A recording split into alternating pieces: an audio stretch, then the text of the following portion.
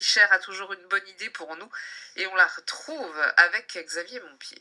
Et aujourd'hui, avec Élise, on apprend que les. J'en tombe des nues, que les enfants ne naissent pas dans les choux. Eh bien oui, Xavier, et pas davantage sur les pentes des volcans, quoique. Ce dont je vais vous parler, c'est une histoire qui a longtemps été cachée.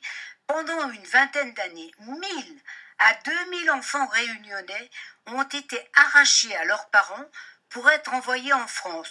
Michel Debré, ministre à l'époque, avait mis en avant que c'était une chance pour ces familles noyées par la surnatalité.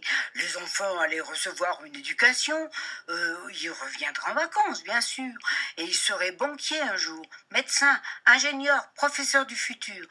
En fait, la France avait tout simplement besoin de mettre fin à l'exode rural, plus flagrant en Creuse qu'ailleurs. Et alors? Eh ben, ce fut un arrachement et on a beaucoup menti.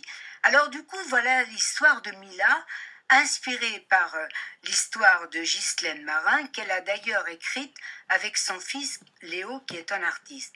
L'histoire est sans doute romancée, mais elle montre bien le village Saint-Avre, avec ce lieu où sont accueillis ces enfants, et on dit que c'était un château, et là, ces enfants venaient se refaire une santé. Mais ils sont pas malades pourtant. Pas du tout, ils pètent le feu, ils sont même un peu remuants. Ils sont étranges avec leur teint basané, leurs yeux étirés, leurs cheveux si bouclés. Alors, il y a deux sœurs qui font ce qu'elles peuvent pour gérer le lieu d'accueil.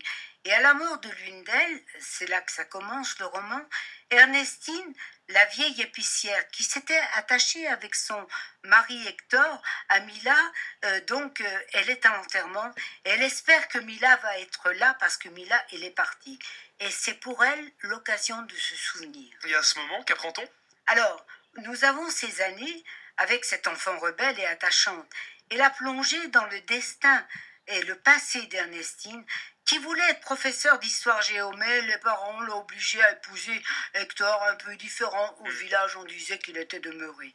Et nous voyons surtout la méchanceté, les harpies des lieux, l'administration guindée qui s'oppose à l'adoption de Mila par ce couple. C'est vraiment une histoire de dignité et de respect.